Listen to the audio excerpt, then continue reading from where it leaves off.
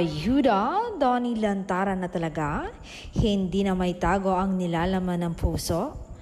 Ang tatapang naman kasi ng mga DB fans sa Baguio panay tanong sa aktor at always patungkol sa love team partner niyang si Bel Mariano.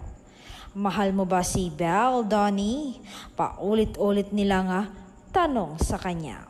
Umamin naman ng aktor na napatango ito na ngiting-ngiti sabay sabing of course. Hindi na niya talaga maitago sa mga fans na aligaga talaga na malaman ang tunay nilang relasyon.